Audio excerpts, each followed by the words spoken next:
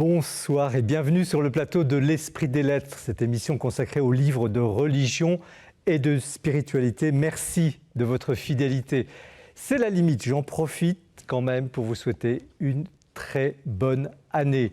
Et en mon nom propre et au nom de toute l'équipe qui avec moi prépare cette émission, il y a les gens de KTO qui s'occupent de tout, les caméras, la lumière, le son, le maquillage, la réalisation, n'oublie rien.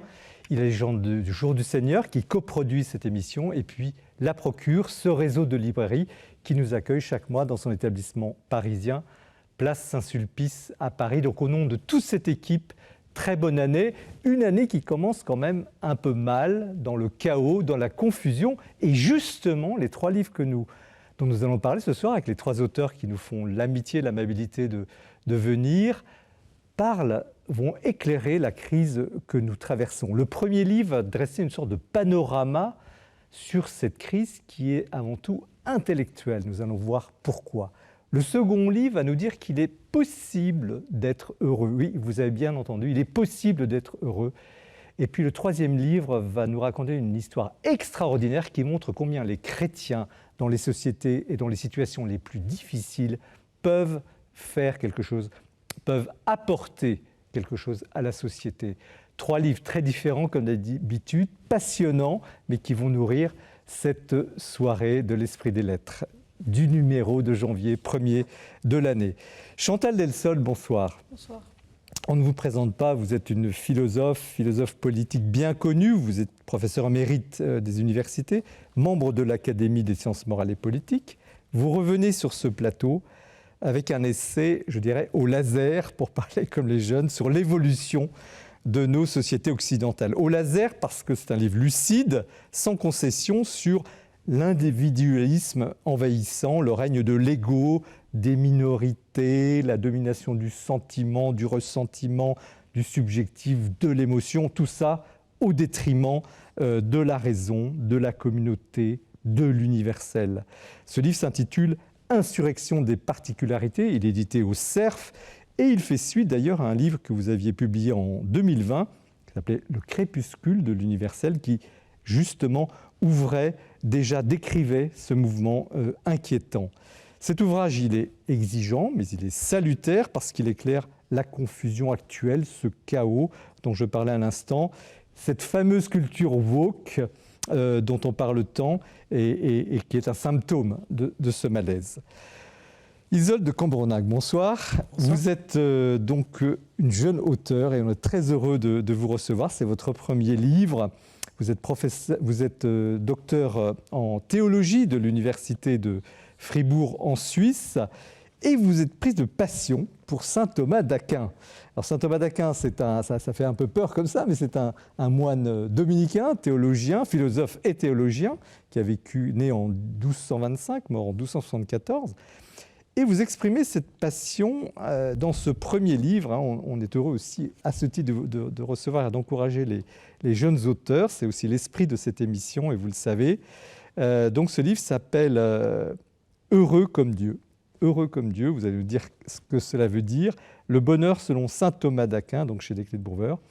C'est un livre simple, clair, sur une question majeure, en fait, éternelle, celle du bonheur humain et surtout de sa possibilité. Donc c'est une voie de méditation et de réflexion très riche. Jean de Saint-Chéron, bonsoir. Bonsoir Jean-Marie Guénois. Vous êtes déjà venu sur ce plateau, vous êtes aussi un jeune écrivain déjà confirmé, déjà remarqué. Il y a eu Les Bons Chrétiens en 2021, il y a eu le Blaise Pascal en 2023, L'éloge d'une carrière sur sainte Thérèse de Lisieux, et puis salué par le prix François-Victor Nourry.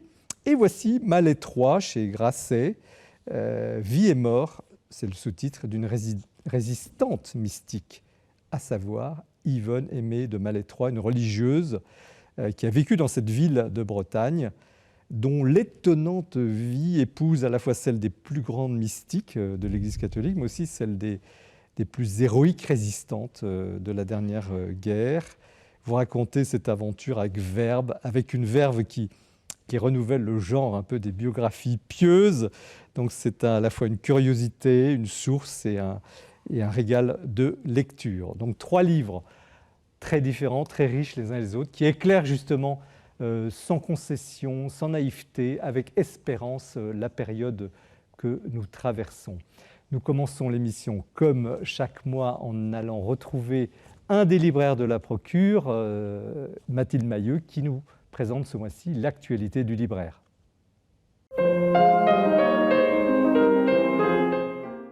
L'actualité du livre religieux en ce début d'année 2025, eh bien c'est tout d'abord un magnifique petit livre, une petite pépite, ai-je envie de dire. Elle est publiée aux éditions Labor et Fides. C'est Thomas Romer, l'immense bibliste, professeur au Collège de France, qui nous offre la Bible. Qu'est-ce que ça change ? Oui, qu'est-ce que ça change dans nos vies, la Bible ? La Bible qui bouleverse tant de monde, à commencer par son grand-père quand il était petit. De là est née sa passion pour la Bible. Alors, de la tradition juive jusqu'à la tradition chrétienne, avec Thomas Romer, nous découvrons que la Bible a eu beaucoup de vies différentes. Les livres de cette bibliothèque se sont organisés différemment. Elle a été parfois interprétée, elle a fait des allers-retours. C'est à cela que nous invite ce Thomas Romer, pour nous aider à comprendre ou à prendre conscience surtout de l'importance de ce livre dans l'histoire de l'humanité et à quel point aussi ce livre, c'est aussi le fruit de notre diversité. Un homme libre peut-il croire en Dieu ? Charles Pépin, célèbre philosophe, nous propose une réflexion stimulante aux éditions Aux Poches.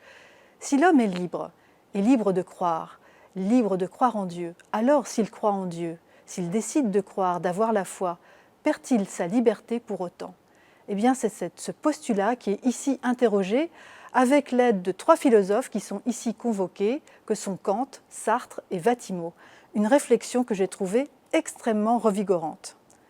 Libre propos sur l'Église, à présent, c'est publié aux éditions Artege et c'est un dialogue très nourri et très fécond, je trouve, à la lecture, que mènent ces 2 hommes, que sont David Macaire, dominicain, archevêque de Fort-de-France, et Christian Vénard, ancien aumônier militaire qui est aujourd'hui sur le diocèse de Monaco.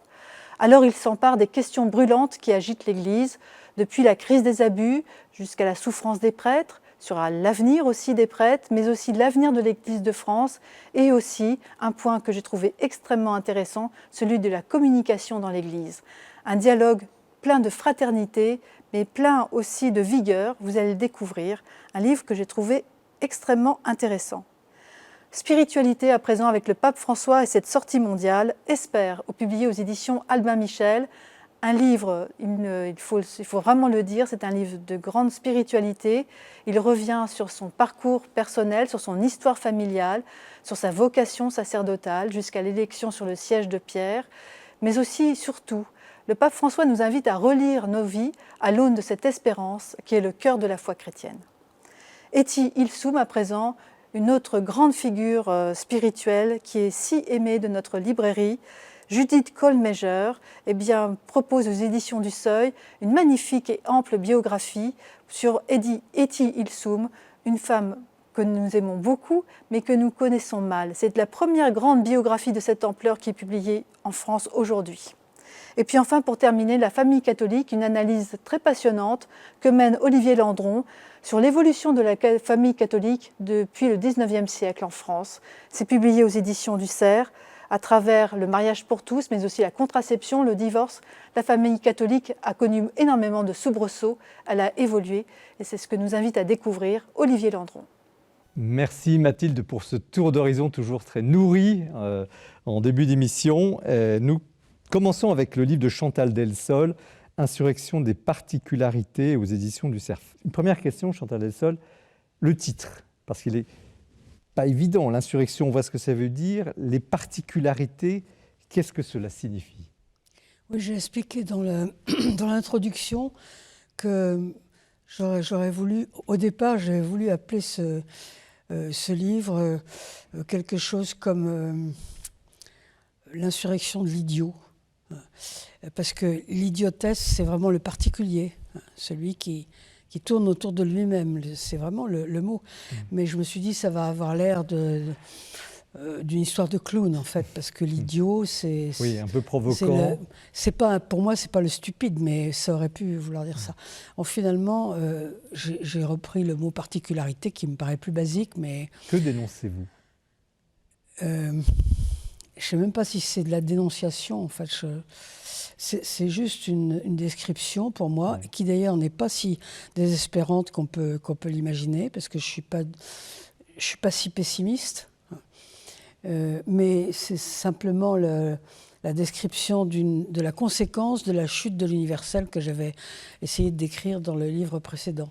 À partir du moment où l'universalisme se défait, ce sont les particularités qui surgissent, et elles surgissent très fort. Parce que le mot universel est un peu abstrait, les particularités également. Un exemple marquant qui parlerait à tous. L'exemple le plus marquant, à mon avis, et c'est d'ailleurs comme ça qu'on peut le percevoir d'abord, c'est ce qui se passe au niveau international. À partir du moment où vous avez un empire, l'empire gèle les situations. L'empire, c'est la paix et c'est le gel des situations. Je ne sais pas si on s'en rend compte, mais on commence à s'en rendre compte. Nous avons vécu depuis plusieurs siècles à la tête d'un empire, d'abord de conquête, puis ensuite d'un empire culturel occidental. L'Occident s'est étendu partout, sa culture s'est étendue partout, et ça a d'une certaine manière gelé les situations. Et ça, c'est en train de se défaire, parce que l'universalisme de l'Occident, qui venait des Lumières et qui plus loin venait du christianisme, est en train de se défaire. Et à partir de là, les particularités ressurgissent avec violence. Alors ça peut être la Chine, la Russie, la Turquie, qui disent « mais non, mais nous, on n'est pas du tout démocrates. Qu'est-ce que vous venez nous raconter avec les droits de l'homme, etc. » Ça ne nous intéresse pas du tout. C'est ça, des particularités qui surgissent. Sur le plan alors on voit sur le plan géopolitique, sur le plan, je dirais, presque générationnel, vous décrivez, enfin, on a l'impression qu'il y a une génération justement qui ne se reconnaît plus dans les concepts anciens, qu'on va appeler universels, et qui justement défend ces particularismes. Je parlais de la culture woke tout à l'heure en introduisant l'ouvrage, parce que vous y référez assez souvent. Quel serait votre diagnostic sur ce qui se passe là, sur les questions morales, sur les questions... Disons, une arrivée en force de la subjectivité. C'est-à-dire que, en fait, tout part de moi. Vous savez, Sartre disait le progrès, ce long chemin ardu qui mène jusqu'à moi. Voilà, c'est à partir de ce moment-là, tout part de moi, et donc c'est moi qui décide d'abord de qui je suis. Il n'y a pas de limite à ça. Je décide absolument de qui je suis. Et puis je décide de ce que je veux, ce que je pense, ce qui existe même. C'est moi qui décide de la réalité. Donc c'est le développement d'un subjectivisme général. Alors vous parlez du woke. Le woke n'est qu'un épiphénomène de ça, qui va certainement pas durer longtemps, mais qui sera peut-être remplacé par autre chose d'un peu différent, mais peu importe, c'est juste un symptôme en fait. Mais qui relativise toute valeur et qui tend à une sorte d'égalité absolue des êtres, qui n'est pas forcément une valeur antichrétienne. Non, alors justement, c'est la récupération de principes. Je préfère dire principe plutôt que valeur, parce que la valeur, par définition, c'est relatif. C'est la reprise de principes chrétiens, la dignité humaine. Mais ces principes chrétiens, ils étaient métaphysiques, ontologiques. Si vous dites, par exemple... comme vous entendez, vous n'avez qu'à ouvrir votre poste de radio, vous entendez on a tous droit au meilleur. Ça, c'est la publicité de je ne sais plus quelle marque. Alors, si vous prenez le principe chrétien, le principe métaphysique, bien sûr, on a tous droit au meilleur d'un point de vue métaphysique. On est tous égaux, on a tous une très très grande dignité. On a tous une dignité, j'allais dire absolue, enfin, si tant est que quelque chose d'absolu puisse nous ressembler, vous voyez ce que je veux dire. Et là, on reprend ce principe métaphysique et on le met dans la vie sociale. Donc, on dit que socialement, on a tous droit au meilleur, ce qui est une absurdité, parce que ça n'existe pas dans la vie sociale, ça. Donc, ce sont des principes chrétiens qui ont été repris et qui ont été, au fond, tirés dans la vie réelle. Et ça, évidemment, c'est dramatique, parce que chacun s'imagine qu'il est aussi formidable que son voisin, mais... Non, il est aussi digne que son voisin métaphysiquement, mais il n'est pas aussi formidable que son voisin. Non, il y a des gens, il y a des premiers de promotion et des Miss France. Ça, c'est dans les chacun est devenu un génie. Mais voilà, chacun est devenu un génie, un artiste, quelqu'un de magnifique, alors que non, dans la réalité, c'est pas comme ça que ça se passe. Mais ce qui est intéressant dans votre analyse, décryptage, c'est que vous montrez que ce mouvement, il ne date pas d'hier matin. Il date il a déjà en germe, il est déjà contenu dans des pensées du 19e, fin 18e. Même du 17e. 17e, et qu'on ne peut pas faire le procès comme ça disons, du post-modernisme, on l'appelle comme ça, en disant que c'est très récent. Non. Qu'est-ce qui a annoncé ce mouvement? Et pourquoi aujourd'hui est-il en épanouissement? Aujourd'hui, il s'épanouit, mais c'est simplement un développement, hein, c'est rien d'extraordinaire. Au fond, c'est la suite de la modernité, alors avec évidemment des différences, parce qu'il y a eu la déception des utopies totalitaires. Alors ça a changé beaucoup de choses. Notamment. Voilà, donc c'est un peu la fin de l'idée du progrès, d'où l'apocalyptisme, etc. Mais tout ce mouvement, il a commencé au fond avec des gens comme Machiavel ou Hobbes, qui en fait ont retourné l'aristotélisme. Enfin, je pense qu'il peut y avoir d'autres analyses. Moi, j'ai insisté sur celle-là, mais bon, si vous voulez, pour faire vite, Aristote voyait la société comme une sorte de hiérarchie de gens qui s'entendaient ou qui, en principe, devaient s'entendre ou parvenaient à s'entendre, des sociétés qui étaient équilibrées et stables parce que les gens étaient différents et hiérarchisés. Vous aviez des autorités. À partir de Machiavel et de Hobbes, vous avez l'idée que finalement, il y a uniquement des dominations et qu'en réalité, les êtres sont égaux. Et donc, ce qu'il faut, c'est supprimer les dominations. Et nous héritons de ça. La modernité hérite de ça. Mais qu'est-ce qui fait que, finalement, le principe de régulation, Hobbes, ça fait quand même quelques siècles, les principes de régulation, autorité, gouvernement, autorité morale, je ne sais pas que dire, ne parviennent plus aujourd'hui à équilibrer cette efflorescence, finalement, d'initiatives particulières, des génies particuliers, même si tout le monde n'est pas génial, mais il y a quelque chose qui ne régule plus l'État, l'Église, je ne sais qui. Que se passe-t-il sur le plan de cette régulation? Parce que justement, jusqu'à présent, la modernité avait quand même laissé place à des universels, à des croyances universelles, à des certitudes universelles, alors qui pouvaient être religieuses ou qui pouvaient être celles des Lumières, qui avaient suivi la religion et qui en fait la récupéraient en la laïcisant, parce que finalement il y a des liens très très forts entre la chrétienté d'abord, et enfin le christianisme et ensuite les Lumières. Donc il y avait tout ça qui en fait soudait les esprits et poussait les gens, disons, vers des projets communs. À partir du moment où tout ça c'est délité, puisque finalement les projets des Lumières, ça a été finalement les utopies, ce que Voegelin appelait les religions séculières. À partir du moment où tout ça s'est défait, on tombe dans finalement dans la phrase de Woody Allen, Dieu est mort, Marx est mort, et moi-même je ne me sens plus très bien. C'est ça. Alors l'autre chose très frappante, là on passe à l'avenir, c'est que vous démontrez, enfin vous allez dire que non, enfin en tout cas vous expliquez très bien que cette espèce d'ambiance catastrophique dans laquelle nous sommes, si ce n'est pas l'écologie qui finira le monde, ça sera je ne sais pas quoi, quelle maladie, ou la démographie, je ne sais quoi, est en fait, prend sa source dans une vision très matérialisée du monde, où l'homme veut vraiment maîtriser, et comme là il ne voit plus comment maîtriser, il annonce la catastrophe. C'est un petit peu, peut-être la dernière puissance qui nous reste, puisqu'on n'a pas réussi les lendemains qui chantent, il faut les appeler comme ça, le bonheur universel, on peut l'appeler comme on veut. Puisqu'on n'a pas réussi ça, on pourrait peut-être au moins finir par tout détruire. Moi, ce qui me frappe le plus dans cet apocalyptisme, c'est que il change, cet apocalyptisme change d'apocalypse tous les X temps. On nous a annoncé, il y a eu des véritables débuts d'apocalypse avec la bombe atomique, avec Auschwitz. Et puis, on nous a annoncé le monde trop peuplé. Maintenant, on nous annonce le monde pas assez peuplé.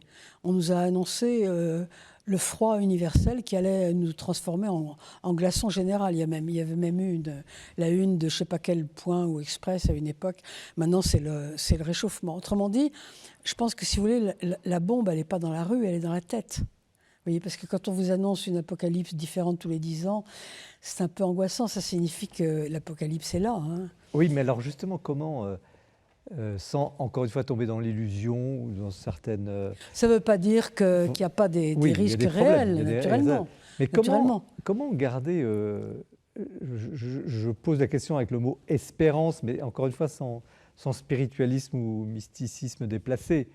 est-ce que, justement, eu égard à l'analyse que vous faites, qui décrypte effectivement la situation, où on comprend beaucoup mieux les choses, les chrétiens ou les croyants ont-ils justement une approche, ou en tout cas une chance particulière pour aborder ces apocalypses multiples et dire bah, attendez, non, le monde va vers autre chose. Alors quelle serait cette espérance ?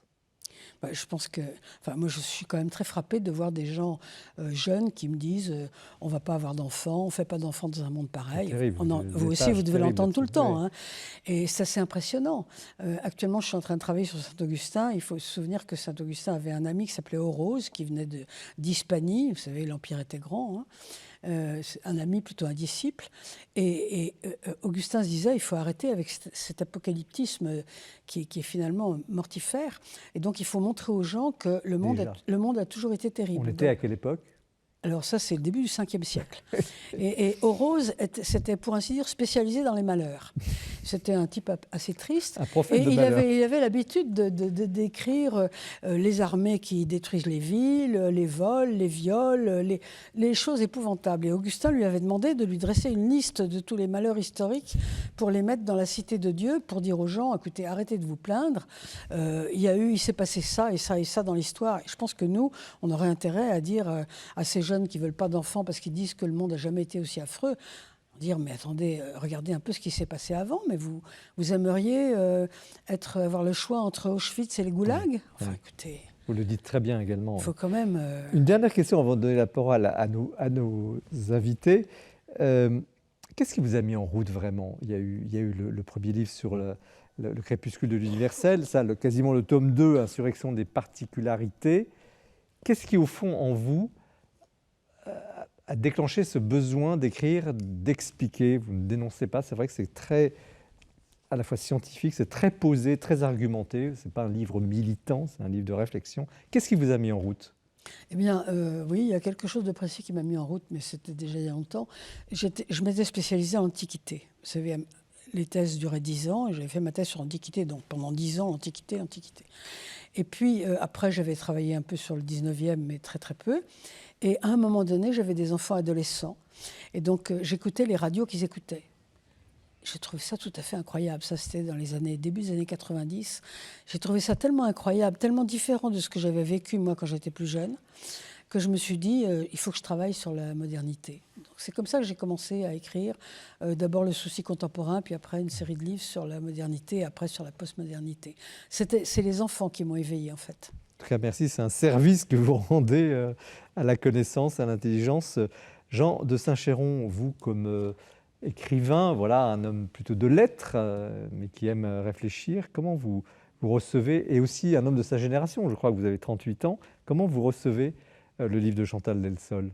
Alors, c'est un livre qui, d'abord, m'a beaucoup intéressé, un livre extrêmement intelligent, qui m'a marqué par son intelligence. Vous avez le talent des écrivains très intelligents qui réussissent à faire croire à leur lecteur qu'il est aussi intelligent qu'eux. À la fin des petits chapitres, on se dit qu'on a compris quelque chose comme une évidence, alors qu'en fait, on ne l'aurait pas aussi bien compris si on ne vous avait pas lu.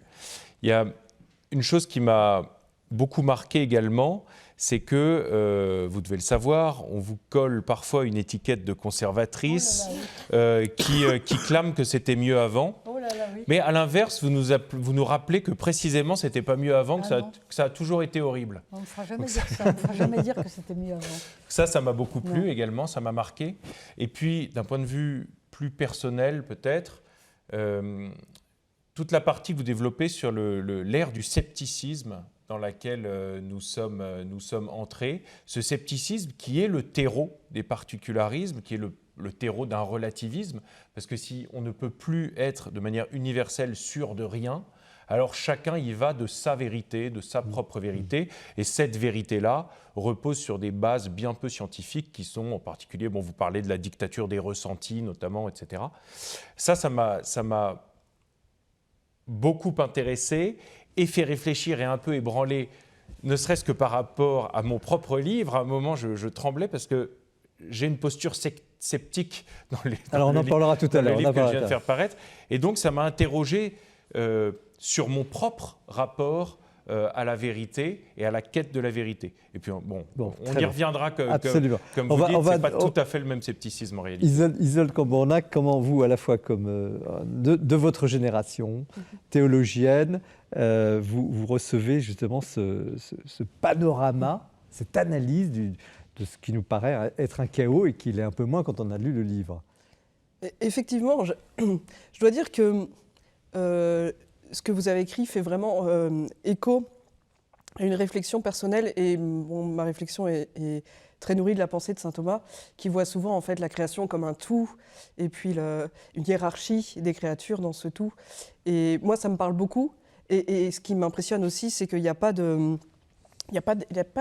d'inégalité. Ça ne pose pas problème en fait dans sa mentalité qu'il y ait une hiérarchie comme ça. Il n'y a pas de mépris pour des réalités qui ont une nature moins haute que d'autres réalités. Donc, je comprends, je vois l'enjeu, et je me rends compte que c'est une pensée qui n'est pas du tout actuelle. Dire ça aujourd'hui, c'est dangereux. Et puis, on voit bien qu'il y a derrière l'idée d'inégalité qui va surgir, d'injustice.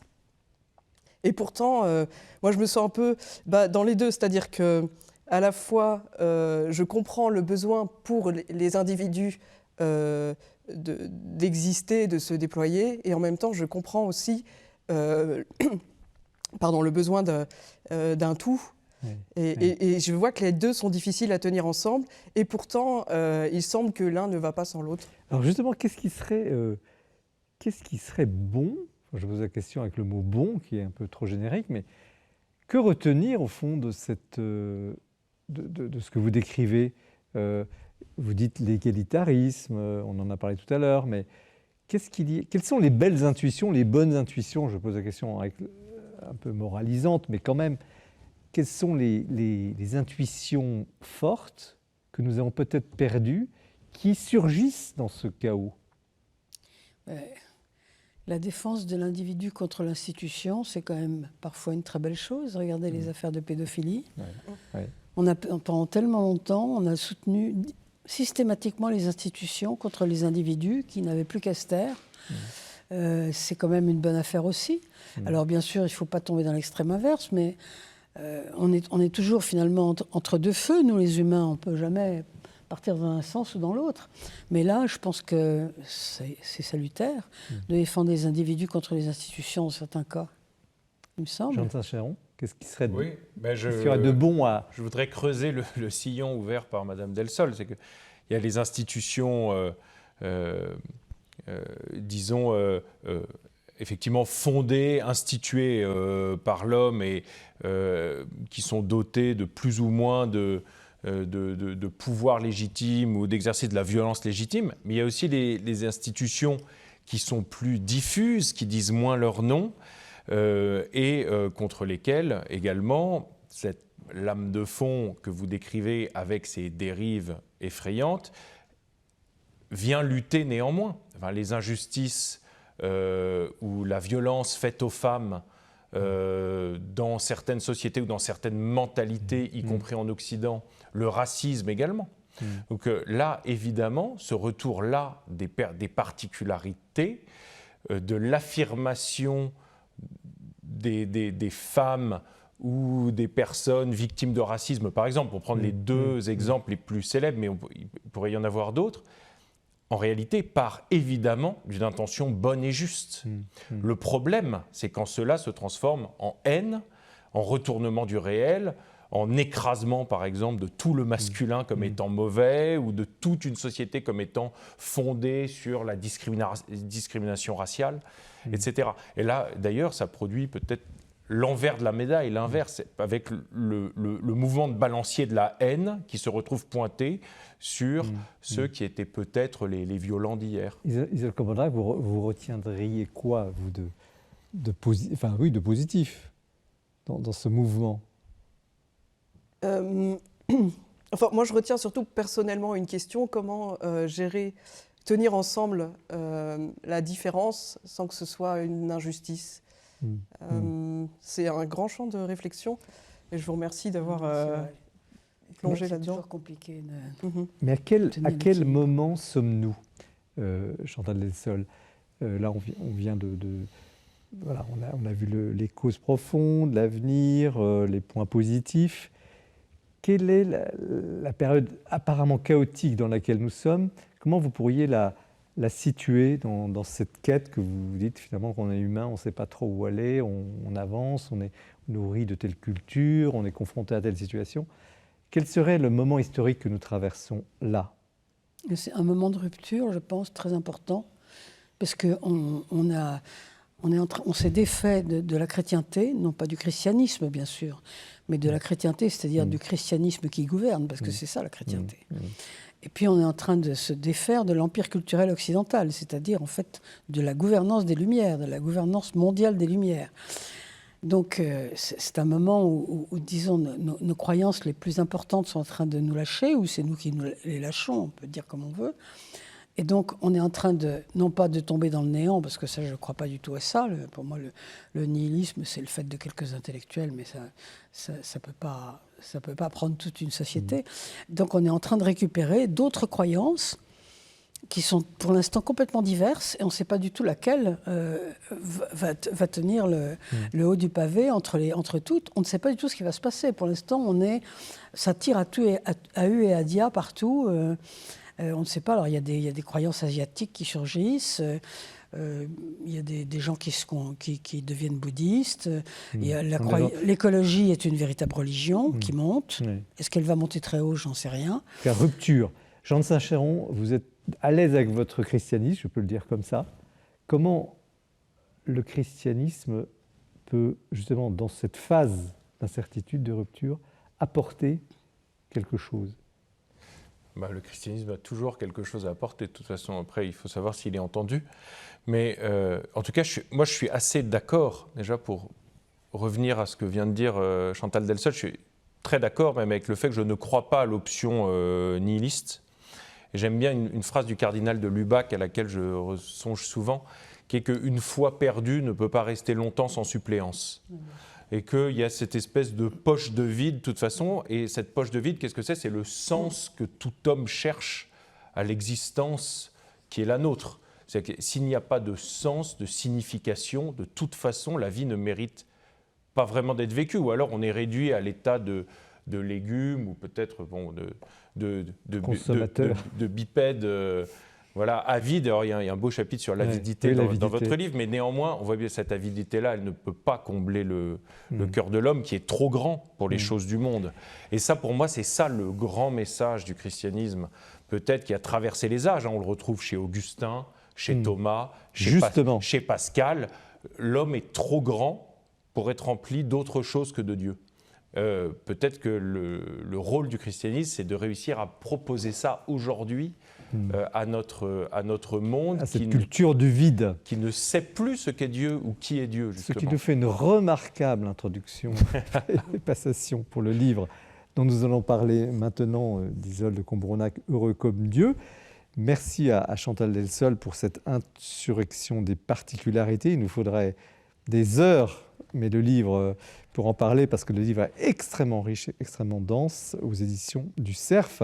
Nous poursuivons l'émission en retrouvant Jean-François Rode, qui nous a préparé un coup de cœur très intéressant.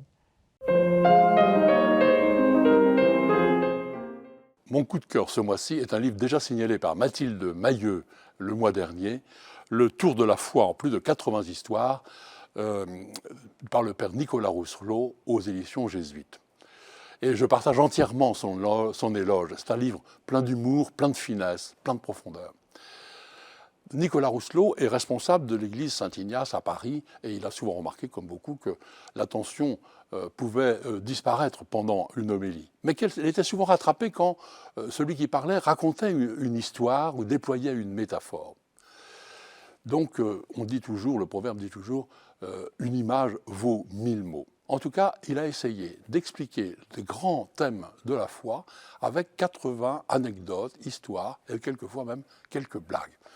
Par exemple, il y avait un jeune prêtre qui trouvait que ce n'était pas très facile de parler de la Trinité à ces jeunes catéchisés et qui a l'occasion de rencontrer Marguerite Opnaud dans son île de Noirmoutier.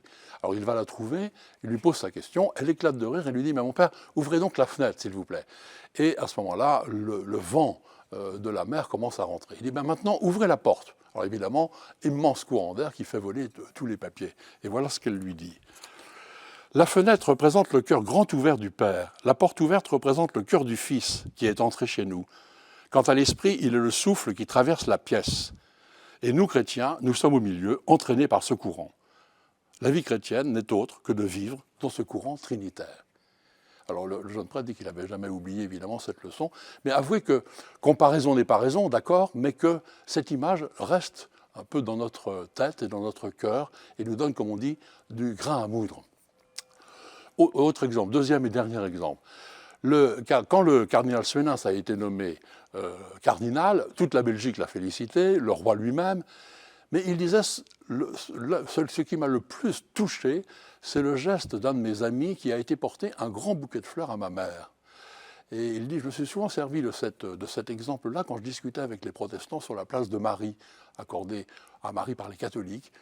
Les protestants reprochant un peu aux catholiques, quelquefois, de la mettre même à la place de Christ. Évidemment, c'était pour me faire plaisir, m'honorer qu'il avait été, donc, honoré ma vieille mère. Voilà. Donc, à chaque fois que Nicolas Rousselot cite quelque chose, il le commande de façon bien plus fine que je ne le fais là sommairement, mais de façon très courte toujours. Et puis, il ajoute quelques textes bibliques pour lester, compléter, enrichir la réflexion.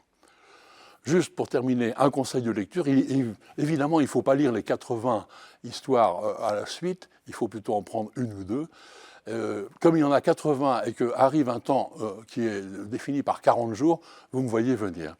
En tout cas, je vous le redis, ce petit livre est vraiment plein d'humour, plein de finesse, plein de profondeur. Merci Jean-François. Nous poursuivons l'émission avec le livre d'Isolde de Combournac, « Heureux comme Dieu », vaste programme.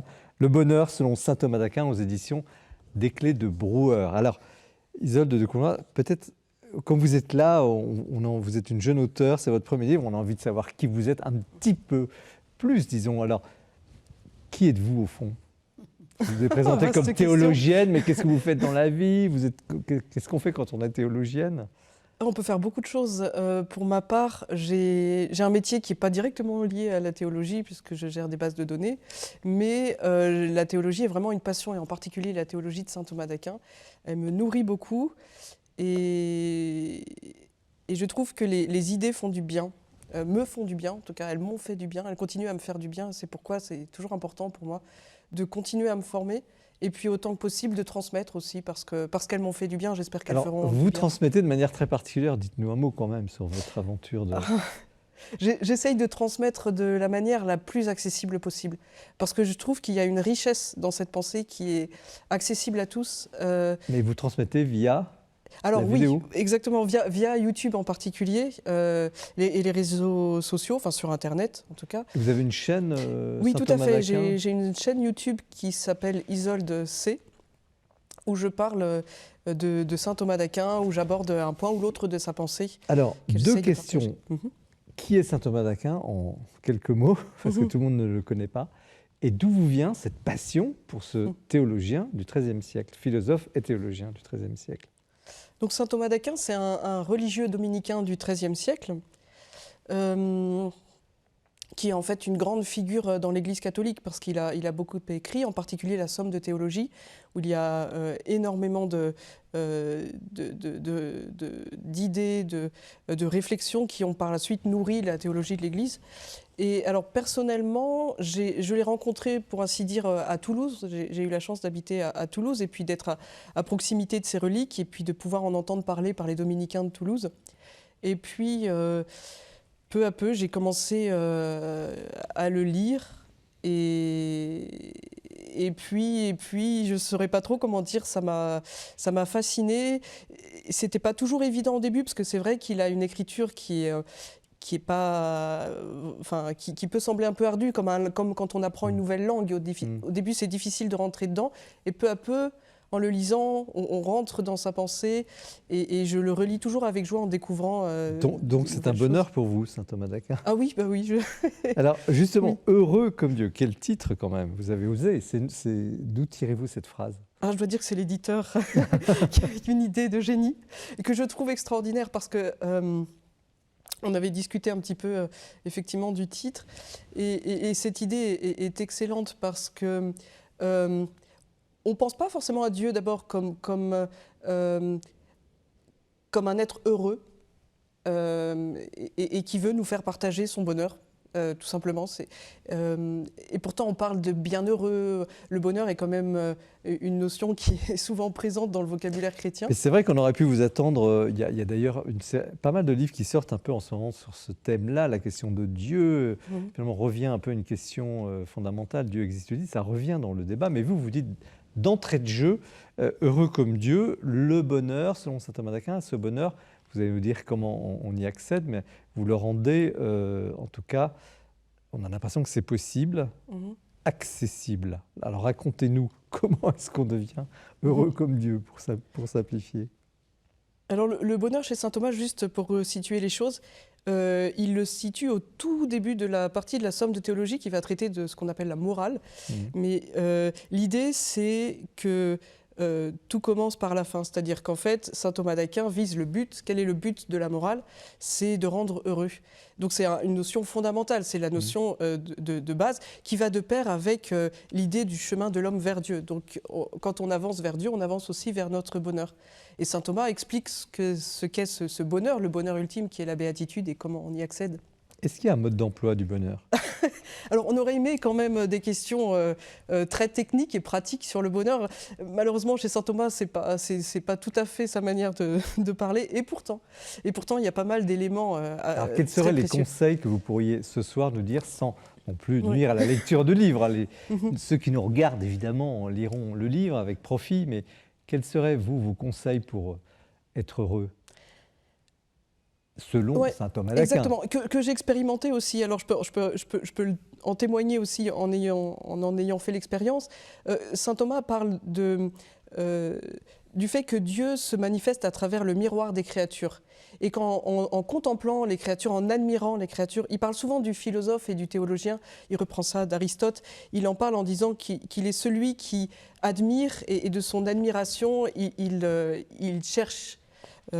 Et c'est tout à fait cette attitude enfin moi ça correspond tout à fait à ce que je vis, c'est-à-dire que je m'émerveille souvent devant la beauté du paysage ou des animaux ou des montagnes. Enfin, il y a beaucoup de choses qui m'émerveillent et à partir de là, je saisis quelque chose de Dieu. Le Créateur se manifeste à travers la beauté et la bonté de ses créatures et je crois que ça rend heureux. Ouais. Mais vous adressez à un monde qui ne croit plus au bonheur. Tout à l'heure, Jean Sacheron évoquait ce scepticisme. Et tout à l'heure, Chantal Lessol également, la fin des utopies. Aujourd'hui, on ne croit plus à ce que vous dites, à ce titre-là. Le bonheur, heureux comme Dieu. C'est des choses qui sont presque inaudibles. Et pourtant, vous y allez et vous y croyez. Ça peut sembler très, très naïf, peut-être parce que c'est tellement simple. Non, je n'ai pas dit naïf, c'est osé d'une certaine manière.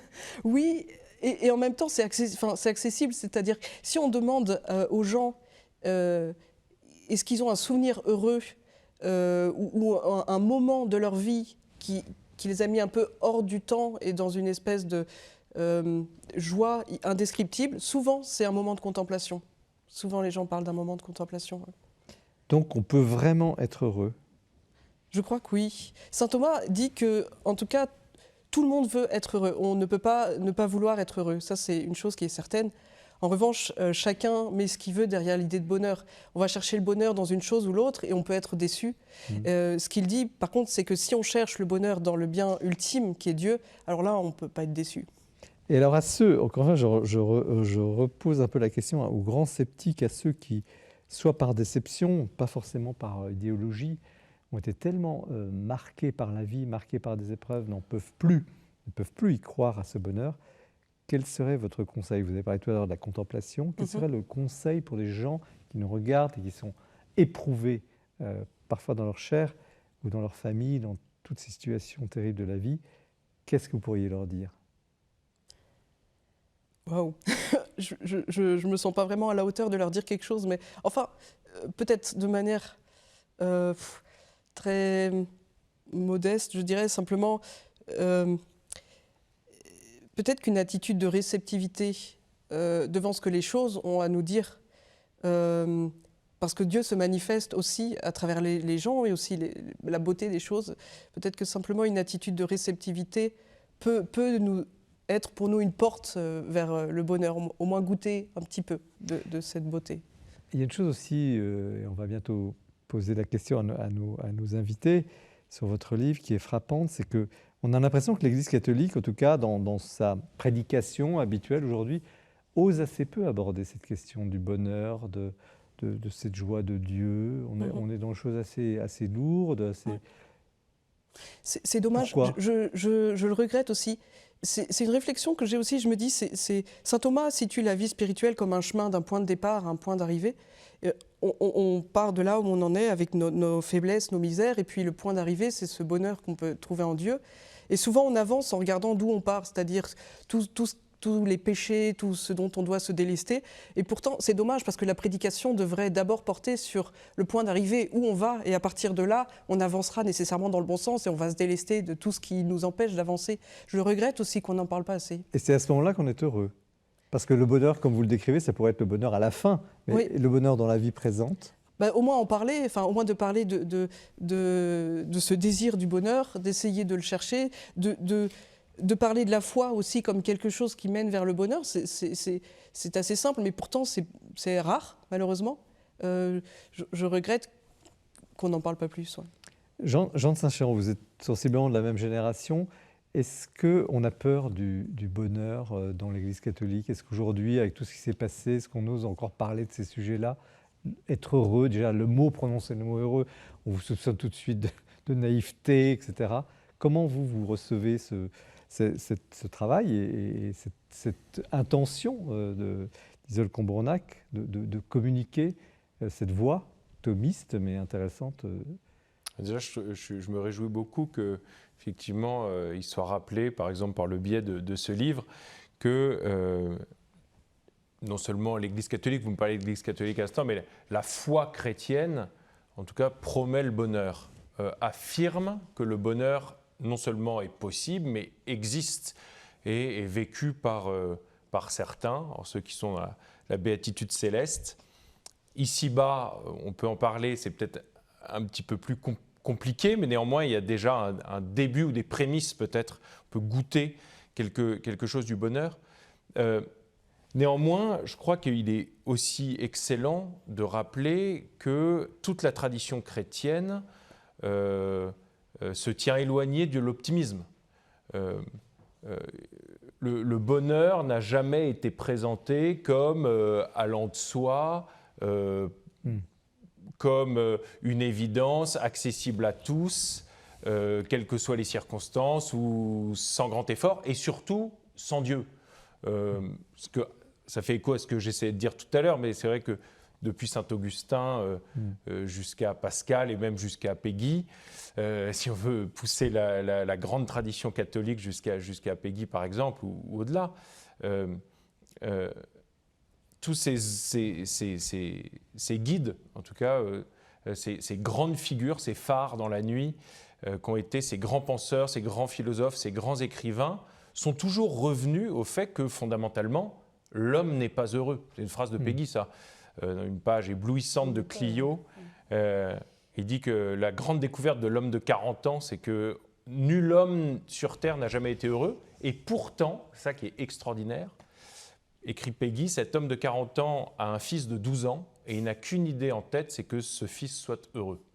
Et donc, à la fois, il a conscience du fait que nous sommes d'une certaine manière dans la panade, et en même temps, il y a cette espérance vers laquelle nous tendons. Alors, je ne dis pas que nul homme n'a jamais été heureux, évidemment, la formule de Péguy est très radicale, et elle me fait penser à une autre de Pascal, qui, lui, pour le coup, affirme cela, c'est que l'homme n'a jamais été heureux sans Dieu. il ajoute sans Dieu. Voilà. Donc, Chantal Delsol, on serait condamné à une forme de... Alors, on ne prononce pas le mot d'optimisme, on serait condamné, Chantal Delsol, à une sorte de pessimisme. Qu'est-ce que c'est Non, je ne dirais pas ça, mais je vous rejoins quand même pas mal, parce que j'ai un peu l'impression que vous faites comme si le bonheur avait toujours été un but. Je pense que les chrétiens, effectivement, ne cherchent pas le bonheur, n'ont pas cherché le bonheur. On a commencé à chercher le bonheur avec les Lumières. Le bonheur est une des 9 en Europe, il faut se souvenir toujours de ça. Blanche de Castille disait « Je préfère que mon fils soit vertueux plutôt qu'heureux ». Et les deux choses étaient différentes. Les chrétiens ne cherchent le bonheur qu'à partir des Lumières, c'est-à-dire quand ils se sont transformés aussi en adeptes des Lumières. Enfin, c'est quand même une impression très forte qu'on a. Alors, vous parlez de Thomas d'Aquin, bien sûr, mais c'est la béatitude, c'est encore autre chose. Et comme vous dites, c'est le bonheur en Dieu. Mais est-ce que c'est pas autre chose que ce bonheur ça dépend comment vous définissez le bonheur, parce qu'en fait... Très intéressant. C'est ça que j'aimerais bien entendre de votre part. Comment vous le définissez? Parce que si c'est la béatitude de saint Thomas, alors c'est autre chose. C'est la béatitude en Dieu. Mais est-ce que le bonheur, c'est pas autre chose? Le bonheur sur terre est-il suspect? Saint Thomas parle de la béatitude imparfaite sur terre et de la béatitude parfaite sur terre. Il dit aussi que le bonheur, il parle de choses assez simples, que le bonheur, c'est aussi avoir de quoi vivre et faire le bien, avoir des amis, être en bonne santé. Toutes ces choses-là, il en parle aussi. Par rapport à la vertu, ce que je pensais aussi, c'est que pour saint Thomas, il le dit clairement, que la vertu, c'est aussi un chemin vers le bonheur. Pour lui, il ne pense pas la vertu comme quelque chose d'opposé au bonheur. Moi, j'apprécie en tout cas cette pensée qui voit...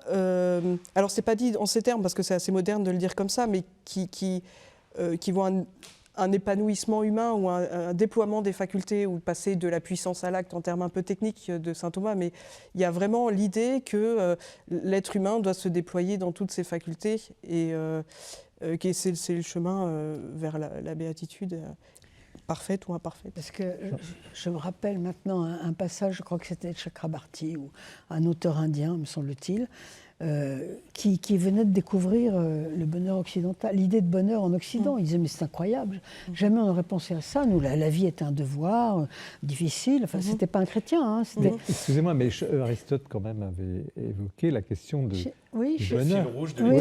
C'est vrai que chez Aristote, il y a ça déjà. C'est vrai. Un des maîtres de saint Thomas d'Aquin. Donc, c'est une idée quand même qui est moderne, mais qui est... Oui, mais ça reste quand même une idée moderne, enfin, moi je trouve. La quête absolue d'un bonheur, on doit être absolument heureux. Quand c'est la quête absolue, c'est d'autant plus moderne. Oui. Et c'est justement, c'est ce que vous dénoncez d'une certaine manière, en disant, ne nous trompons pas de bonheur, c'est un peu ça votre message.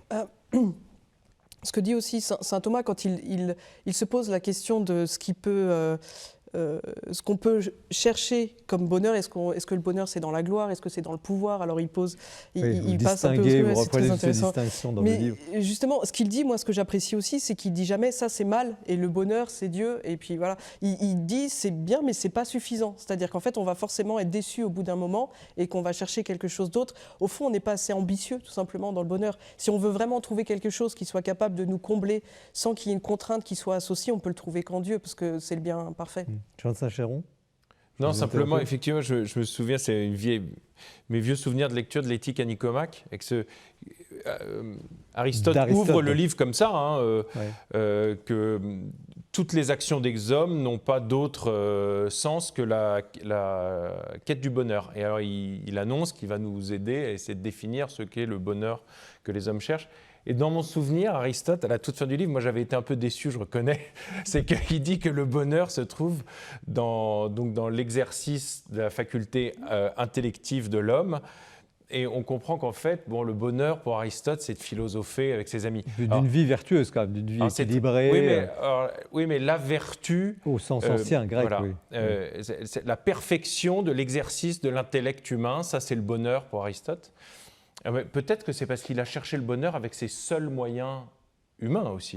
Alors et que saint Thomas vient ouvrir une autre porte. Alors, justement, là, on a aussi une grande question, parce qu'on a l'impression, je ne dis pas en vous lisant, mais il y a toujours cette question entre l'effort humain ou les vertus, ou je vais essayer d'être juste, je vais essayer d'être vrai, en cela je serai mieux avec les autres et donc plus heureux moi-même, etc. Bon, bref, l'homme travaille sur lui-même pour se perfectionner, entre guillemets. Et puis, il y a la grâce divine, tout d'un coup, qui arrive, qui peut vous illuminer, qui peut vous consoler. Alors, comment s'articule ce double mouvement entre le travail humain et le travail de Dieu, pour prendre un terme simple comme... Comment ça fonctionne, si je puis dire, poser une question aussi prosaïque sur des sujets aussi élevés? C'est difficile de répondre de manière courte, mais en tout cas, personnellement, et c'est aussi ce qui explique ce pourquoi j'ai écrit ce livre, c'est que j'ai baigné dans un monde dans lequel justement la vertu, c'était de mater la volonté, c'était une espèce de travail sur soi, mais qui était limite destructeur en fait. On avait complètement perdu de vue que l'idée, et que Dieu qui nous avait créés, par principe, il ne voulait pas qu'on s'anéantisse, donc il y avait quelque chose d'incohérent. Et personnellement, la pensée de saint Thomas d'Aquin m'a beaucoup apporté, où je me suis rendu compte que puisqu'il nous a créés, ce qu'il veut, c'est qu'on déploie tout ce qu'il a mis de bon en nous. Reçus, voilà, c'est ça. Donc l'idée, enfin, moi, ce que je me dis aussi, c'est qu'au lieu... c'est un peu un changement de perspective, c'est-à-dire au lieu de regarder là où j'en suis, ce que je fais pas bien, comment je pourrais faire mieux et comment être à la hauteur, mais de toute façon je pourrais jamais être à la hauteur de Dieu. D'abord, peut-être, ce que j'essaye personnellement de faire, c'est de regarder ce que Dieu fait pour moi, d'abord ce que lui fait pour moi, et ensuite de répondre à ça avec sa grâce. Mais la première attitude qui me semble la plus juste, c'est de le regarder. Voilà. Jean de Saint-Chéron, il y a une opposition entre l'effort et la grâce, au sens divin du terme? Une opposition, c'est-à-dire que de toute façon, ce n'est pas l'effort humain qui produit la grâce. Donc la grâce, elle est donnée gratuitement sans aucun effort de l'homme. En revanche, c'est sûr, c'est qu'il y a une dialectique nature-grâce, et donc en particulier don de la grâce, et puis la volonté de l'homme qui est capable ou non de la saisir librement. Chantal Dessol, comment vous voyez cette dynamique? Pour moi, c'est un peu « aide-toi, le ciel t'aidera ». Il y a une dialectique, on monte comme ça. Est-ce que je peux poser une question de détail? Votre titre m'a fait penser à un vieux dicton allemand que vous devez connaître. Les Allemands disent toujours, ou disaient toujours, « heureux comme Dieu en France ». Alors, comment est-ce que vous interprétez ça? Est-ce que ça veut dire, c'est un détail, hein, mais bon, c'est amusant, comme il y a beaucoup de chrétiens en France, ou bien, finalement, en France, on fait beaucoup pour Dieu. Les chrétiens font plus pour Dieu en France qu'ailleurs. Vous connaissez ce dicton? Oui, mais l'éditeur y avait pensé, il m'en a parlé. Oui, bien sûr. On ne pas y penser quand on voit ça, c'est intéressant. Oui, tout à fait. Vous pensez que ça signifie quoi, en fait? Enfin, je ne sais pas comment est apparue cette expression. Moi, personnellement, heureux comme Dieu en France, je ne sais pas s'il est plus heureux en France qu'ailleurs. C'est vrai, mais qu'est-ce que ça voulait dire dans l'esprit des gens qui ont... Enfin, d'où vient ce... Ah, c'est une bonne question, c'est vrai que... Peut-être précisément parce qu'en France, entre guillemets, on sait vivre, culturellement, sans essentialiser, il y a les bons vins... Mais ça pourrait être ça. Voilà, pourrait être ça. On sait prier, on sait vivre. Dieu est heureux en France parce qu'il y a des bons vins. Je viens à Peggy, qui est vraiment mon maître absolu, mais il y a ce passage très, très amusant dans un des mystères où Peggy donne la parole à Dieu dans une prosopopée. C'est quoi une prosopopée? Il donne la parole. C'est le procédé littéraire qui fait qu'on donne la parole à un autre que soi. En général, c'est un chœur ou un truc comme ça. Et alors là, c'est Dieu. C'est Dieu qui parle. Et Peggy lui fait parler de la création et des beautés de la création. Et Dieu dit qu'il y a beaucoup de choses très belles dans le monde, mais quand même qu'il n'y a rien de plus beau que la France. Et il dit, ouais, j'ai vu les grandes collines dans le sud. Oui, c'est Peggy, là, franchement. Et il dit, mais quand même, les coteaux de Loire, c'est ce qu'il y a de mieux. Et alors, ce qui est très drôle, c'est que Peggy, lui, n'avait jamais rien vu d'autre que la France. Donc, évidemment... C'est un peu suspect, quoi. Alors, je vais... le plateau avance, il faudra encore du temps, mais je voudrais je vais vous reposer, Isolde Combrenac, la question que j'ai déjà évoquée tout à l'heure, sous un autre mode, mais puisque c'est une émission de début d'année, que nous sommes dans un moment difficile, que...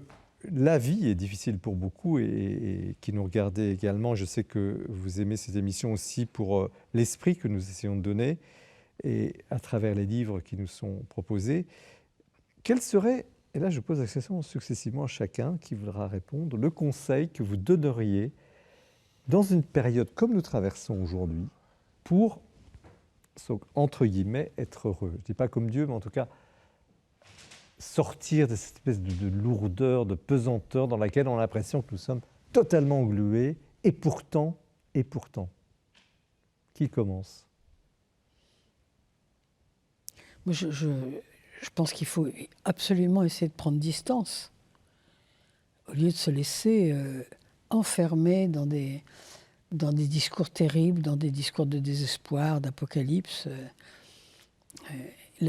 La distance, comment est-ce qu'on prend distance? Ça, c'est difficile de...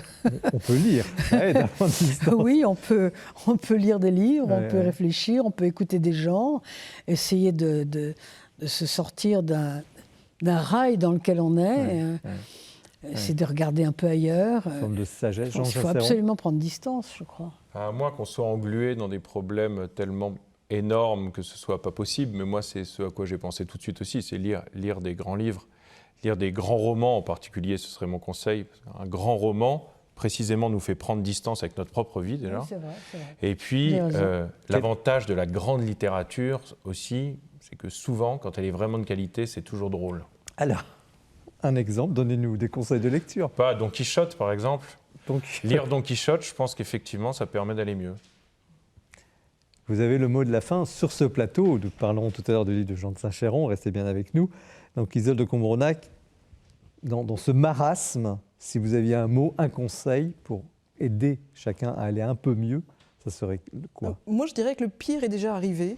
Le pire, c'était que Dieu s'incarne, qu'il vienne parmi nous et qu'on le tue. On l'a déjà fait. Et ça s'est bien terminé, finalement, parce qu'il est ressuscité. Donc, quand je vois ça, je me dis, bon, en fait, on est quand même dans les mains de la Providence. Et surtout, comme croyants, si nous-mêmes, on n'est pas capable d'avoir confiance en Dieu qui mène le monde, à qui le fera? À qui irions-nous? Voilà. Merci Isolde de Combrenac dans Heureux comme Dieu, le bonheur selon saint Thomas d'Aquin chez Desclés de Brouwer. Merci aussi de votre témoignage personnel parce que vous osez dire les choses, ça fait du bien et c'est aussi le sens de cette émission et merci à tous les trois. Nous poursuivons avec le portrait du mois qui est présenté par Guillaume Vanier qui va nous sortir un peu des lettres de la littérature et nous conduire à l'art et c'est une très belle rubrique. Restez bien avec nous parce que nous allons parler maintenant de l'aventure de l'histoire extraordinaire dont je vous ai parlé au début avec le livre de Jean de Saint-Chéron, Mallet 3, aux éditions Crassé.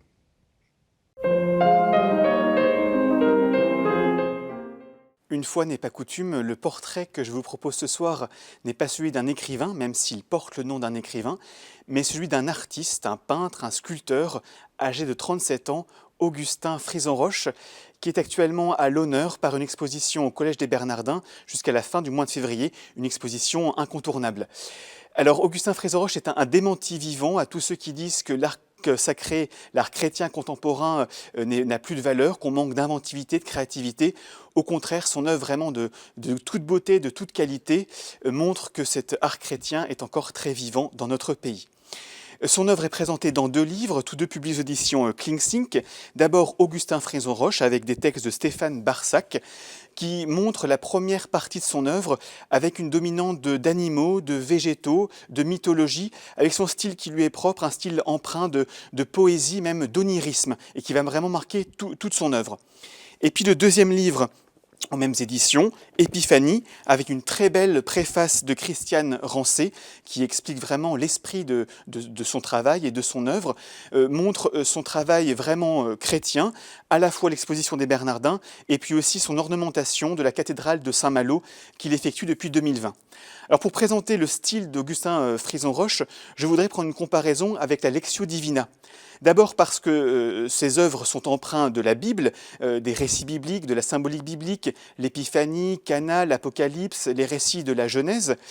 D'autre part, parce que de même que dans la Lectio Divina, il faut s'arrêter pour prendre le temps de scruter le texte, et bien là, il faut prendre le temps de scruter le tableau, et à qui s'y attarde se découvre dans un herbage des animaux, dans le ciel une étoile, ou encore, et vous le verrez au Bernardin, sur un tableau, il faut prendre du temps pour découvrir l'enfant Jésus lui-même.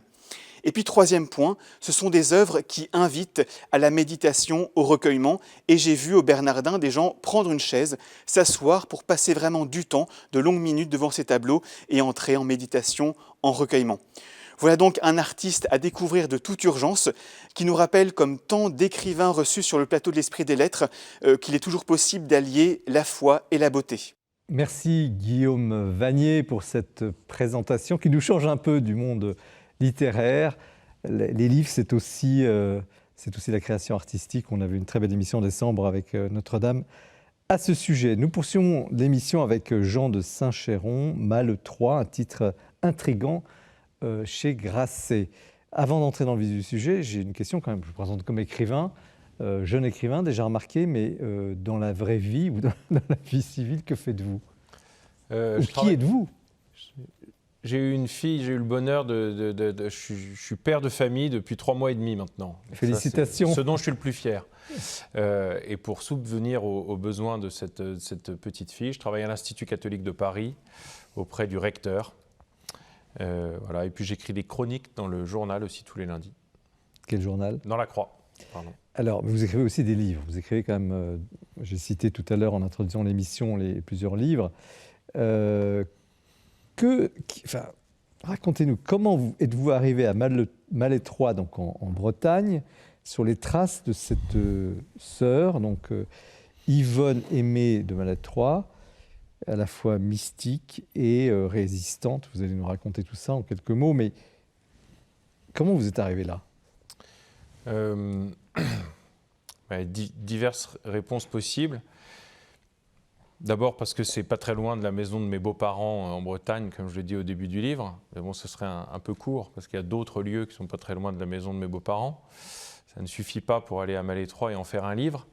Je sais que quelqu'un m'avait parlé de cette figure intrigante qui est Yvonne Beauvais, en religion, mère Yvonne Aimée de Jésus, et puis connue d'un tout petit cercle initié qui la connaît comme Yvonne Aimée de Malétroit, du couvent de religieuses augustines où elle a vécu une vingtaine d'années. Dans cette ville donc ? Dans cette ville du Morbihan, située à une petite heure de Vannes. Il y a 3 ou 4 ans, quelqu'un pour la première fois a évoqué cette figure devant moi, et alors ça ne m'a absolument pas intéressé parce que je ne suis pas du tout friand de figures mystiques auxquelles ont été attribués des phénomènes extraordinaires, parfois déroutants ou inquiétants. Et puis néanmoins, par le jeu du hasard ou de la providence, quelques semaines ou mois plus tard, une autre personne évoque cette figure devant moi, en précisant un fait qui, là, pour le coup, m'a beaucoup intéressé, c'est que sa mémoire, si elle était si peu connue, c'est que sa mémoire avait été oblitérée par l'Église catholique, qui en 1960 avait enterré définitivement son dossier de béatification et avait même publié un décret interdisant qu'on écrive le moindre opuscule à son endroit. Donc ça, évidemment, ça m'a donné envie d'écrire un livre. Et puis, j'ai creusé la chose, et puis je me suis aperçu qu'en fait, Yvonne Beauvais n'était pas simplement, même si est-ce qu'on peut être simplement une mystique spectaculaire, je ne sais pas, mais elle n'était pas seulement, en tout cas, une mystique à laquelle on avait prêté des dons très, très étonnants, mais aussi, et je dirais surtout et d'abord, une immense héroïne de la charité. J'emploie le terme d'héroïne parce que c'est celui qui vient le plus facilement aux lèvres quand on sait qu'elle a été résistante pendant la Seconde Guerre mondiale. Il y a des scènes dignes de la Grande Vadrouille dans le livre, sans l'humour de la Grande Vadrouille, terriblement, où elle a pris des risques insensés. Absolument, donc on pourrait y revenir dans un instant si vous voulez. Mais ce qui est extraordinaire, c'est que, parce qu'elle meurt peu de temps après la guerre, dans les années 40, c'est qu'en fait, cet héroïsme extraordinaire dont elle fait preuve pendant les années de la guerre, où elle va cacher des juifs, des résistants, des parachutistes.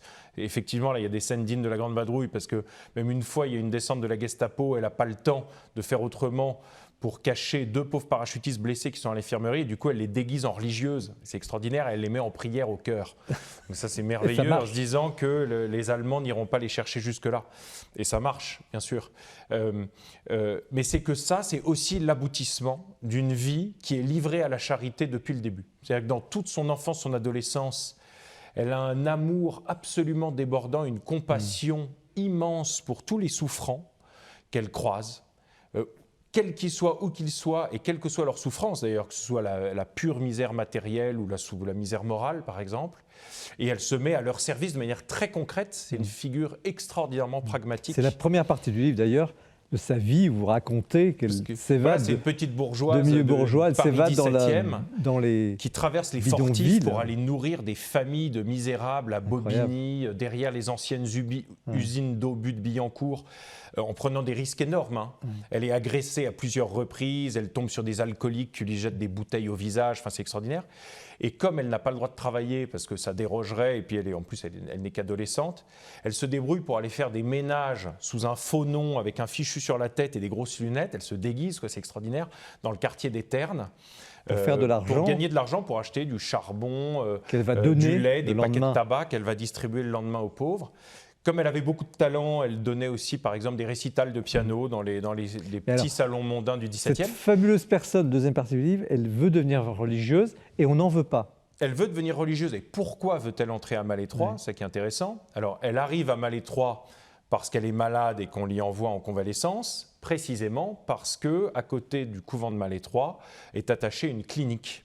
Et donc, elle arrive d'abord à la clinique avant d'arriver au couvent. Oui. Et c'est comme ça qu'elle va connaître le couvent. Et pourquoi est-ce que cette vocation, finalement, à la vie religieuse se fait de plus en plus pressante dans son cœur ? Je crois que c'est aussi parce qu'à Malétroit, elle allait pouvoir déployer ce désir de mettre toutes ses forces au service des autres, en l'occurrence les malades. Vous voyez, elle n'est pas devenue religieuse contemplative, par exemple. Mais elle est rattrapée, en quelque sorte, ou habitée, depuis très tôt, semble-t-il, enfin, par des manifestations mystiques.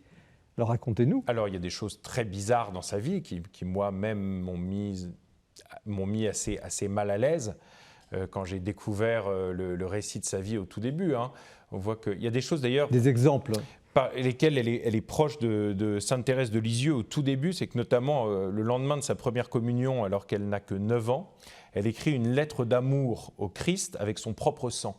Bon, alors là, on peut se dire, effectivement, terminé, bonsoir, je referme le livre, elle est folle, et il n'y a rien à en tirer. Mais alors, ce qui est extraordinaire, c'est la tension qu'il y a entre cette vie mystique ahurissante et incompréhensible, je vais donner des exemples dans une seconde, et son côté très pragmatique, les pieds bien sur terre, femme forte, aimée de tous, égale d'humeur, etc. Et alors, à partir des années 20, vont commencer à se multiplier en elle et autour d'elle des phénomènes extraordinaires, absolument incompréhensibles, dont beaucoup vont témoigner.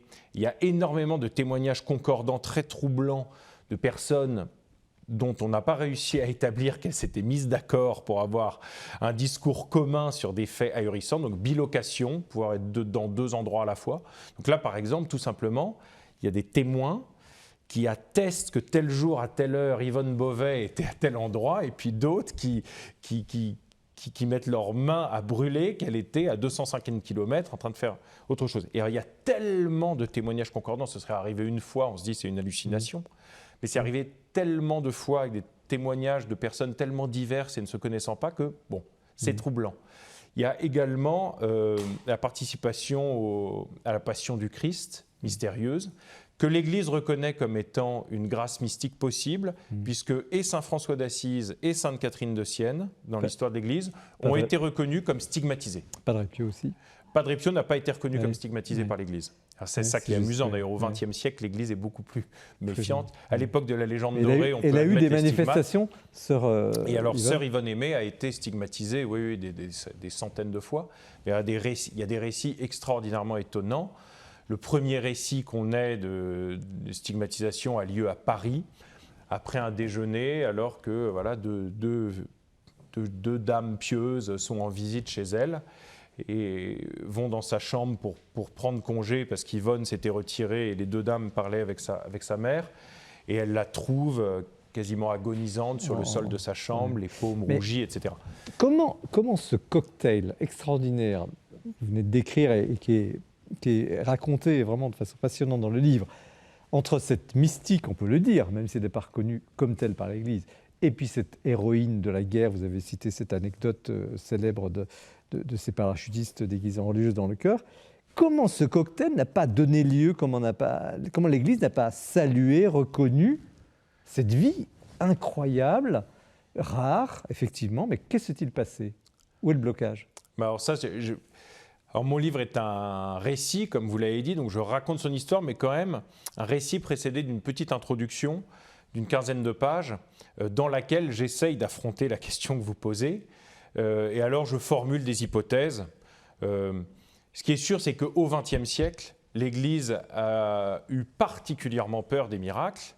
L'exemple de Padre Pio est très bon. C'est que l'Église a voulu éteindre et effacer la figure de Padre Pio pendant des décennies. C'est la ferveur populaire qui a forcé l'Église à rouvrir le dossier et quasiment un siècle plus tard à le canoniser, après avoir dit dans les années 20 que c'était un manipulateur. Mais en l'occurrence, c'était factice. pour Mère Yvonne, il y a eu, vous racontez très bien, il y a eu des religieux, des jésuites notamment, qui étaient totalement contre, sceptiques au dernier degré, qui finalement ont reconnu qu'il y avait quelque Alors, chose. ils ont reconnu. Alors, il y a un bon exemple que je donne dans le livre, c'est que l'exorcisme du diocèse de Paris, entre les mains duquel elle est passée pendant plusieurs années avant de pouvoir rentrer à Malétroit, qui lui n'avait qu'une idée en tête, c'était d'établir la fraude, et il n'a jamais réussi. Mais il n'a pas non plus établi l'inverse. C'est-à-dire qu'il est resté dans l'incertitude, dans le scepticisme, qui est d'ailleurs peu ou prou ma position dans le livre. On sent quand même que vous êtes,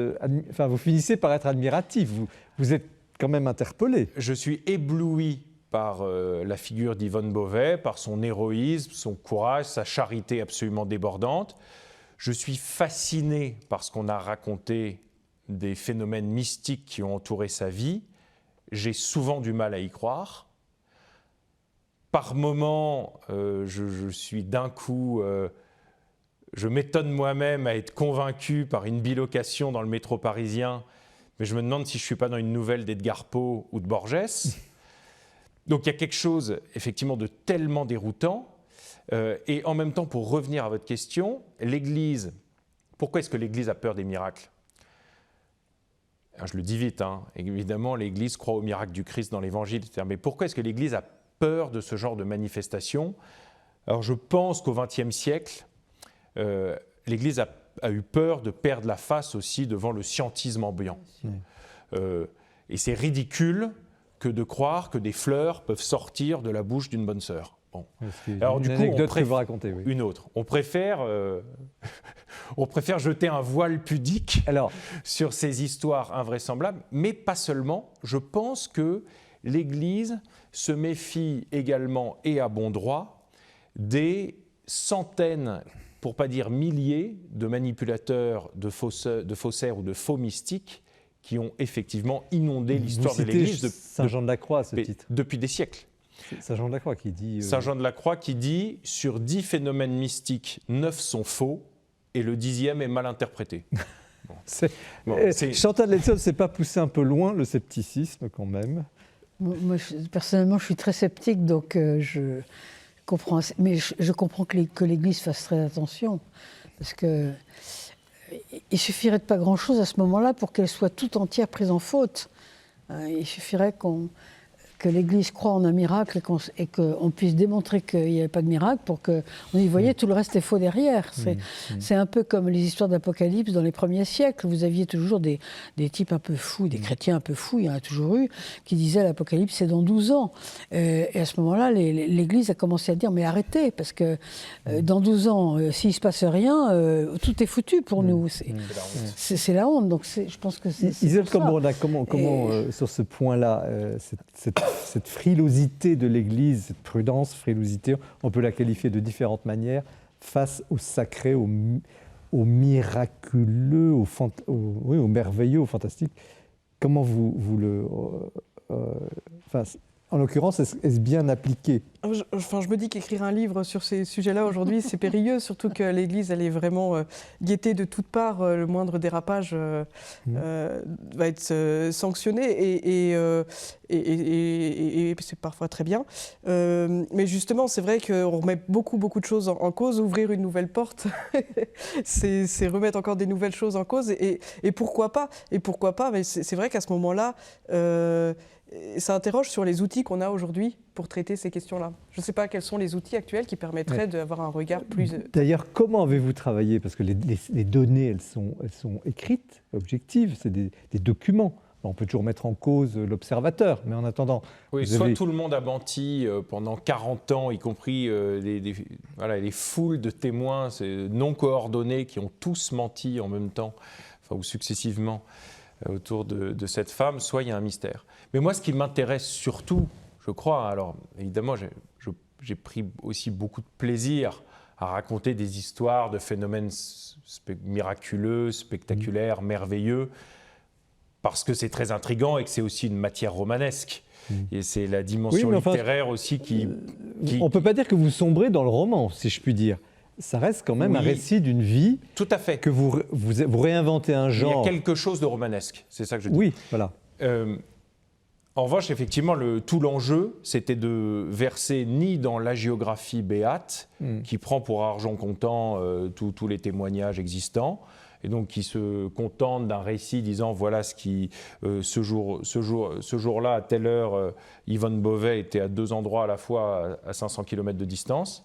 Bon, alors les gens qui ont une foi très très vive et puis convaincus de ce genre de phénomène me suivront, mais ils sont plus très nombreux en Europe occidentale. Et puis, non, le parti que j'ai pris, c'est de verser ni dans cette hagiographie-là, ni dans la posture qui serait celle du postulat de l'impossibilité de l'irruption du surnaturel ici-bas. Je pense que c'est aussi une énorme limite de la société dans laquelle nous vivons. C'est ce contre quoi quelqu'un comme Chesterton s'est battu toute sa vie, ce désenchantement du monde-là, de ne plus croire qu'il y ait quoi que ce soit en dehors de la seule matière sur laquelle les scientifiques sont capables de se mettre d'accord. Donc il y a l'ouverture d'un mystère, mais surtout, pourquoi est-ce que je me suis saisi de cette figure et que j'ai voulu raconter cette histoire de la manière la plus vivante que j'ai pu, c'est parce qu'il n'y avait pas de contradiction, justement, entre sa vie dite mystique et sa vie pratique, pragmatique, concrète. Et qu'en réalité, je vais donner un seul exemple, c'est que je crois que la grâce qui lui a été peut-être faite des stigmates et puis de la passion et puis de la lutte contre le diable, en fait, parce que le Gethsémani, c'est ça aussi, c'est l'affrontement du mal par le Christ. Alors, la grâce lui est faite de revivre cela, et puis elle a aussi affronté le diable, elle a dit avoir affronté le diable pendant de nombreuses nuits, en fait, n'est pas décorrélable de sa lutte contre l'hitlérisme, par exemple. Et il y a plusieurs points dans les archives qui m'ont permis de mettre formellement le doigt là-dessus. C'est que dès le milieu des années 30, à des sœurs qui lui en parlent, quand elle aborde Adolf Hitler, elle dit c'est un démon. Et elle n'a pas d'autre terme. Et ça, quand même, je trouvais que c'était un mot qui avait un poids particulier dans la bouche de quelqu'un qui disait se battre contre le diable toutes les nuits depuis 10 ans. On ne va pas déflorer la fin du livre, parce qu'il y a une histoire aussi très très belle que vous racontez dans ce registre-là.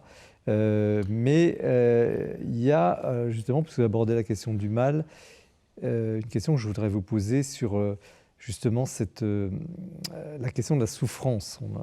Tout à l'heure, on a parlé du bonheur, mais parlons cette fois de la souffrance, parce que c'est très présent.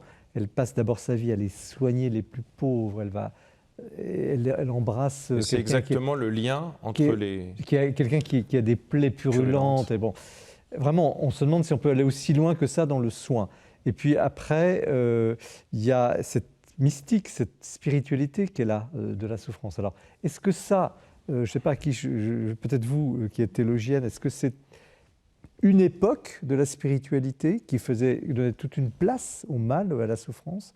Est-ce que c'est dépassé aujourd'hui? Quel est le statut au fond du mal de la douleur plutôt que du mal, peut-être. Oui, voilà.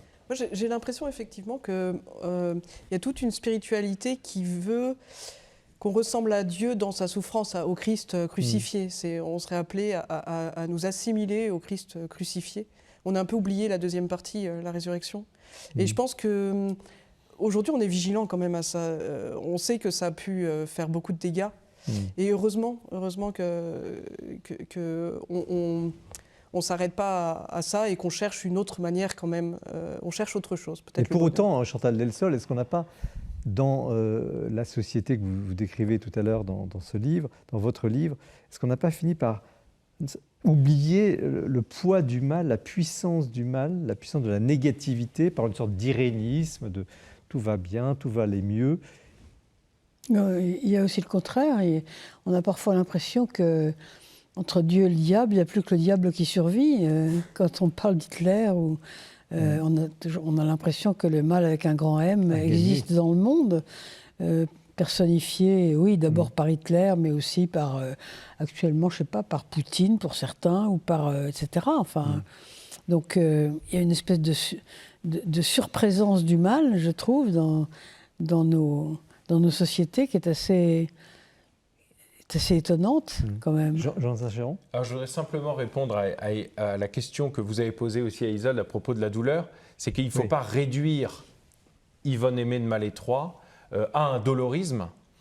Il y a dans sa vie propre de chrétienne et dans sa vocation propre une part d'acceptation hors norme de la douleur et de la souffrance, et même plus que d'acceptation, je dirais de choix de la douleur, mais dans l'ordre de la charité, parce que, comme mystique, elle croit réellement que nous formons un seul corps, et ce qu'elle demande, elle, à Dieu, comme grâce particulière, c'est une grâce de substitution, c'est-à-dire de pouvoir prendre sur elle une certaine douleur pour que les autres ne souffrent pas.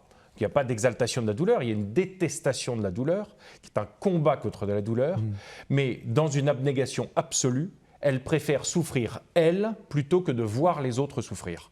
Donc ça n'a rien à voir avec le fait d'exalter la douleur ou de déployer un christianisme dans lequel on dirait que plus chacun souffre, plus il est aimé de Dieu ou que sais-je. Et dans la vie courante, vous la décrivez comme quelqu'un d'extrêmement attentive et très joyeuse. Très joyeuse. Bonne vivante, bonne cuisinière, chantant tout le temps, riant avec un rire clair, entraînant les novices derrière elle de manière absolument extraordinaire.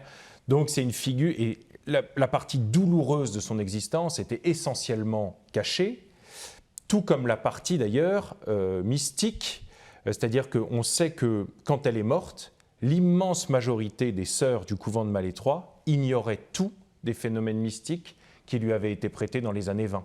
Dans les années 20, les évêques lui ont tellement tapé dessus, parce qu'on commençait à dire des choses autour d'elle, elle a compris un jour qu'il ne fallait plus en parler.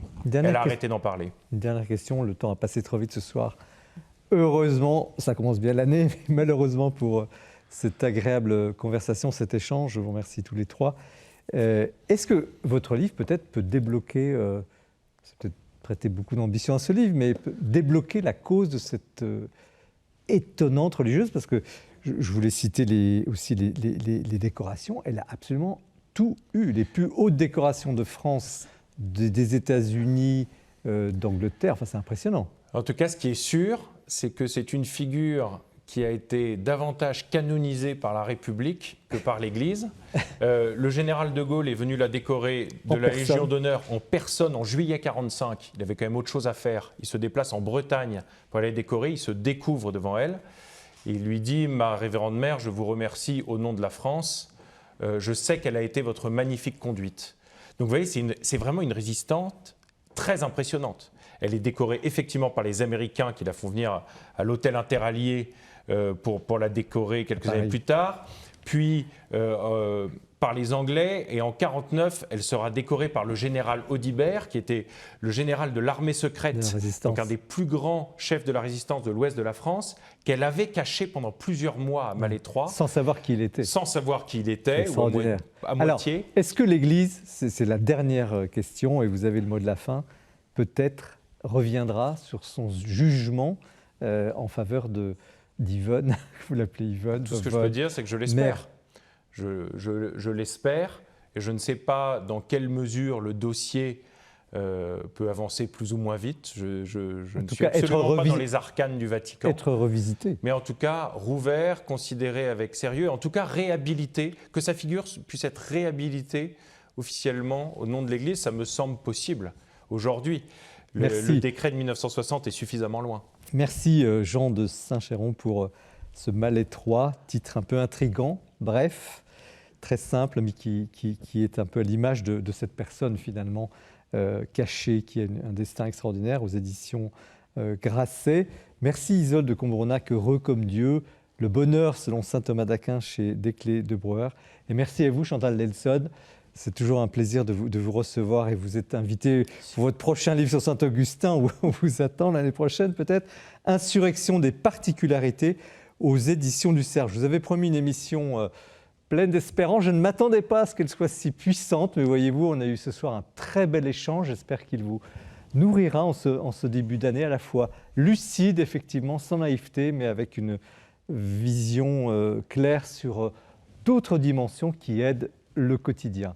Merci de votre attention. Vous retrouvez cette émission sur les sites respectifs de KTO, du Jour du Seigneur, de la Procure. KTO la diffuse plusieurs fois, donc parlez de cette émission. N'hésitez pas à faire en quelque sorte de la publicité pour l'émission, mais surtout pour les livres, car c'est un combat, on le disait tout à l'heure, qui peut rendre heureux. Très bonne soirée à chacune et à chacun. À bientôt.